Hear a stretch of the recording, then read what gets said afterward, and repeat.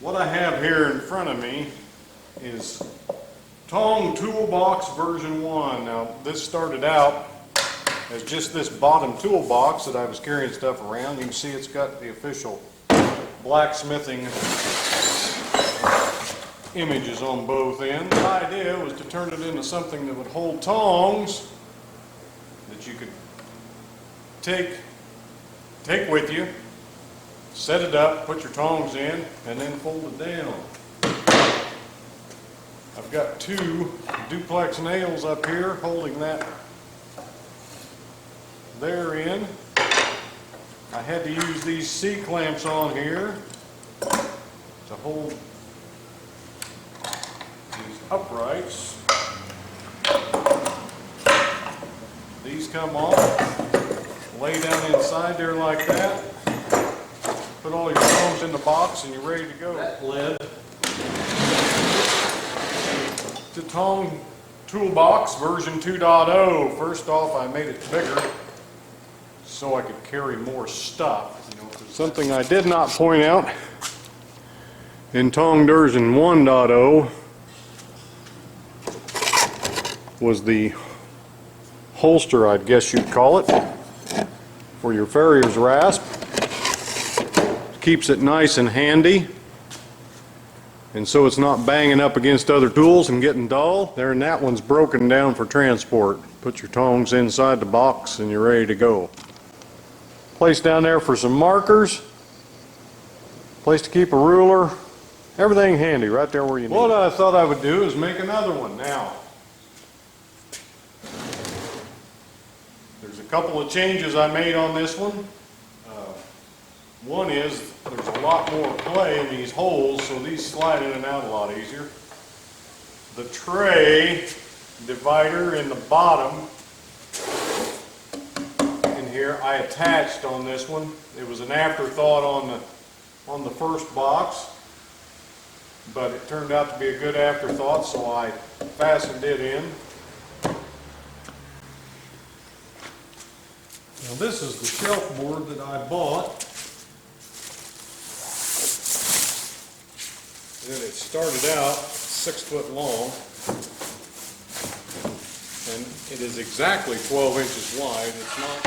I have determined it is easiest to cut the bottom, cut the two sides, attach those together, and then mark out the two ends. That is the bottom. It's right at 9 inches wide, a little bit less, with about a 7-degree angle cut on both sides. You don't have to angle these up, you can make them straight, make it a hell of a lot easier. But that's just what I did, so now I need a piece of this 22 inches long.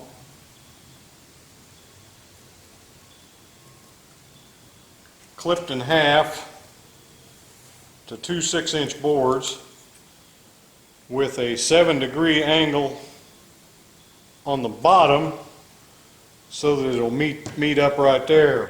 So that's what I'm going to do, is cut this off, then the rest of this will make the two ends. I cut that angle, see if you can see that.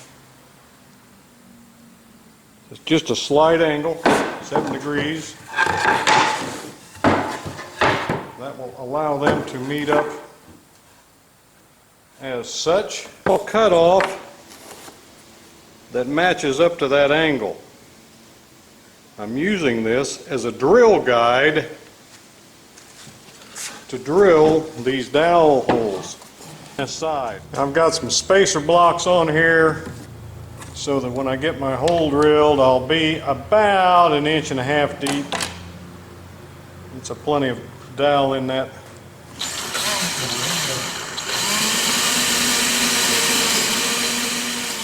bead of glue along that right there. Just a little bit on the end is all it takes.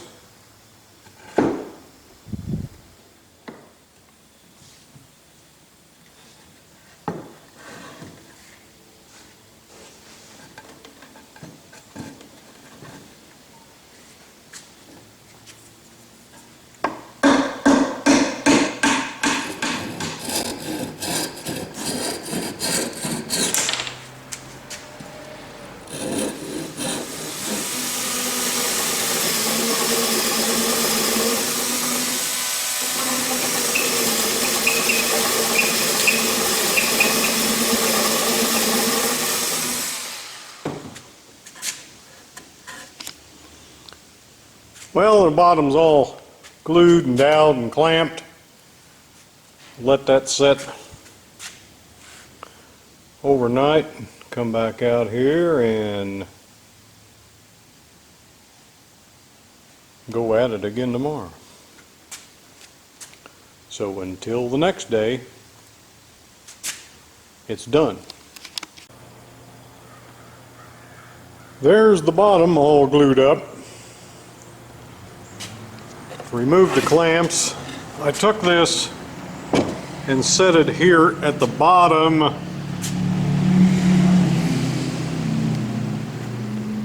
of what's left of the 6-foot board and transferred that outside shape. And I came up about, let's see here,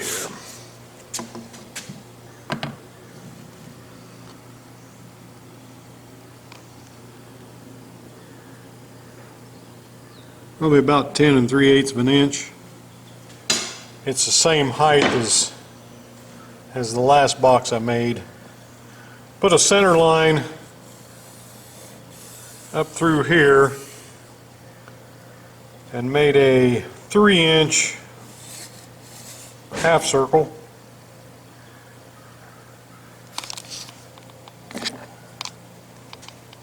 Then that distance from here to the side of the board, I transferred from this point up and then connected those two with that arc. Kept this compass at the same spot, started here and to here, then put the point of the compass there and struck this arc. So now I'll take that and cut it out on my bandsaw and use that one for the pattern for the next one. So I get that done, I'll be back. And there's the two sides cut out. Next thing on the agenda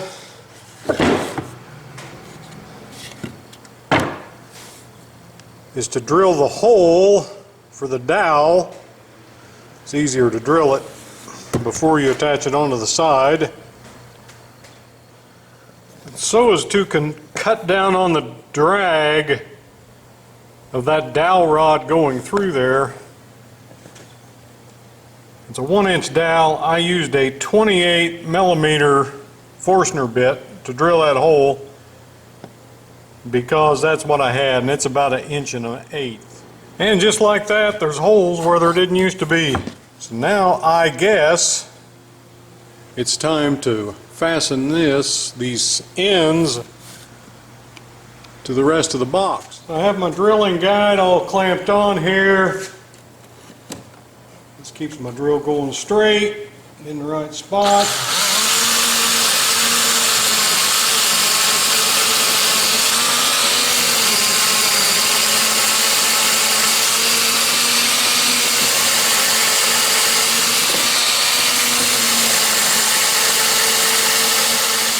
And there it is, all glued up, clamped. Well, the glue is all set up. Remove the clamps, do a little flush trim on these dowels.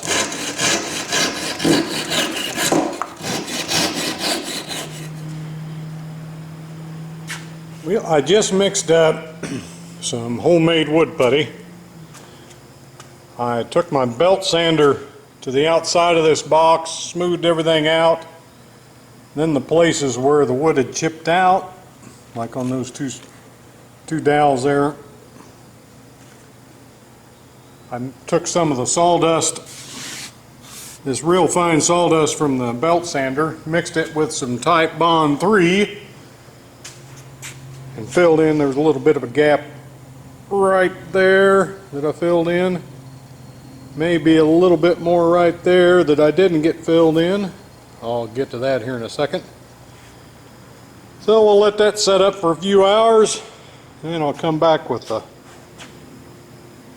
random orbital sander and finish it off. Well, while that glue patching, let's say I covered that up a little bit better. While that's setting up, I grabbed an old 2x4 out of my scrap pile, ripped out a couple of 1-bys on the table saw. They're 2.5 inches by 3/4 inch. Right now they're about 24 inches long. I'll probably cut them off a little bit. Drew a couple circles on the end, half circles. Now I'll take that to the bandsaw and cut those off to make the uprights. Because these are old 2x4s that I've scrapped, there's some nail holes in them. I'll go ahead and plug them off with some of this sawdust. I went ahead and rounded those up, drilled that 28mm hole. We'll mix this up some poor man's wood putty here.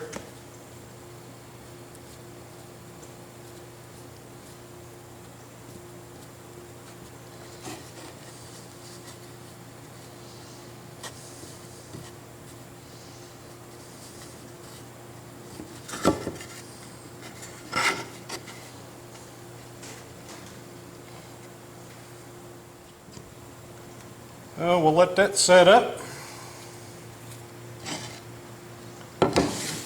Sand those off. A little workbench cleanup here. I have ripped out some pieces left over that are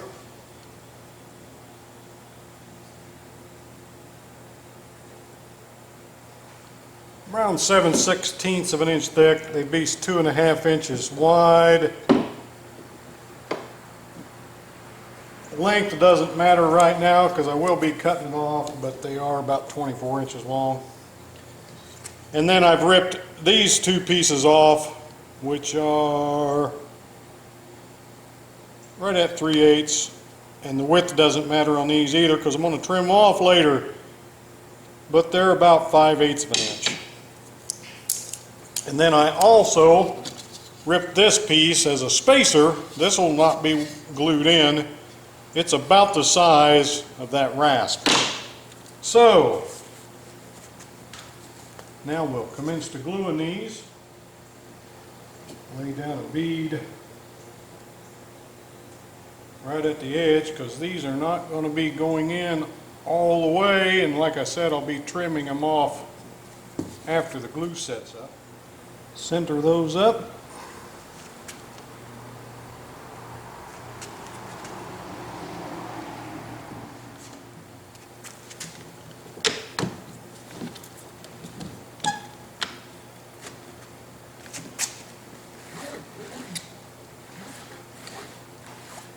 Get that spacer out of there before the glue sets up.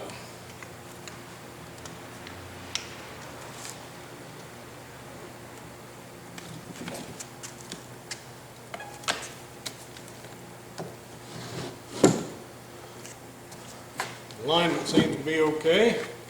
A couple more clamps on it.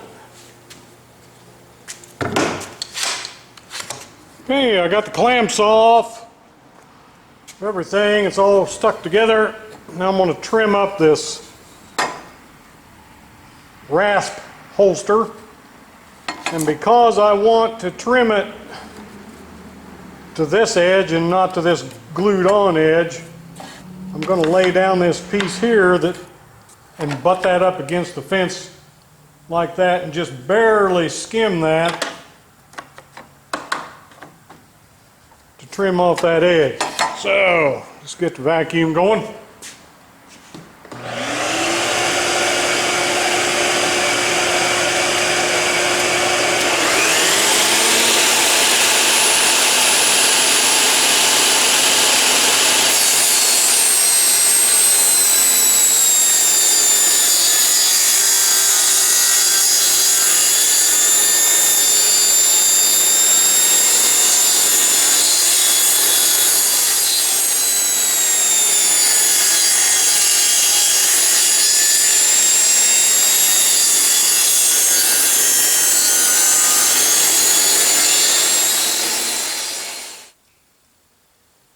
I want this to be about that long.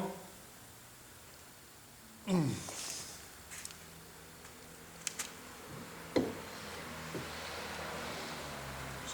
I'll cut it there, trim a little bit off of that end to even it up real good. And that piece will be done. Need to drill a hole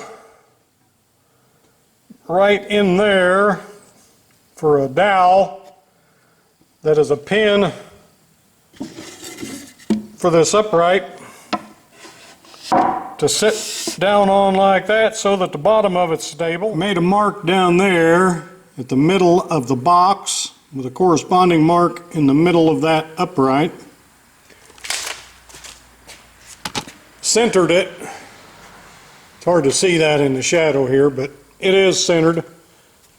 Now I'm going to take that Forstner bit that I drilled this hole with and just mark where to drill this at. Then I'll stick in, it's actually that dowel I've got to go up through the bottom is a 1/4 inch dowel, which is a plenty. I'll drill that 1/4 inch hole up through the bottom while I still have it clamped on there. I marked where that needs to be on the bottom. Then I'll take that off of there and drill the hole the rest of the way through.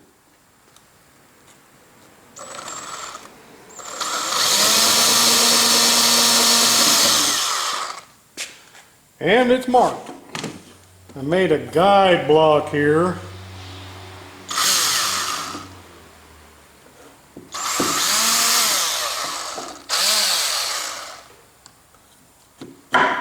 To help me hold that drill straight up and down.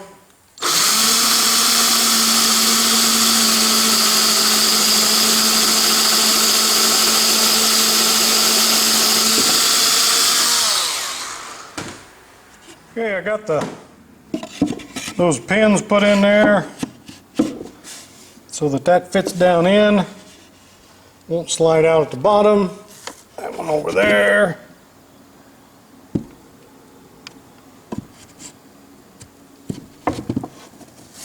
Fits in there, so now it's time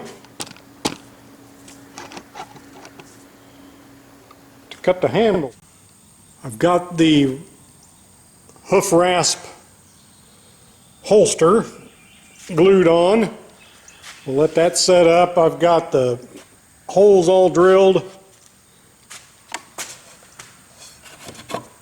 for the pins. Right there. And I've added the pencil holder to this one. Let that set up overnight. Now the next thing I need to do is make the tray insert for the bottom, but I really can't do that until I get both of these uprights mounted so I can get it in the right place. So we're done until the glue sets up again. When we last left the toolbox, we heard Bill say, now the next thing I need to do is make the tray insert. All I've done is build this tray, which is just, I ripped a 2x4, a scrap 2x4 into these, I don't know, 1/4 inch strips or so. Glued them up and then glued it down to the bottom. Stained it. I put some spray lacquer on this one, and on this one I brushed on some Minwax polyurethane. I kind of like the brushed on better myself. This one thing about that spray on lacquer, it does dry quick. There's 2 of them finished. Oh, I take that back. This one is not finished. I have to add 2 nails right there. Like you can see on that one, that keeps the hoof rasp from falling on the way through. So I'll drill a couple holes and set a couple nails in there. That's no big deal. But they're done. I stained this one with Minwax cherry stain, and this one I stained with golden oak. Just thought it would add a little bit of character.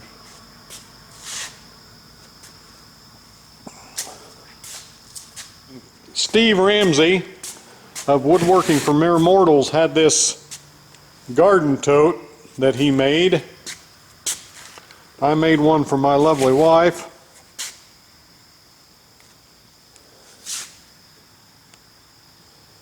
And that's what I copied this thing out of. It's not the same dimensions, of course. Same idea.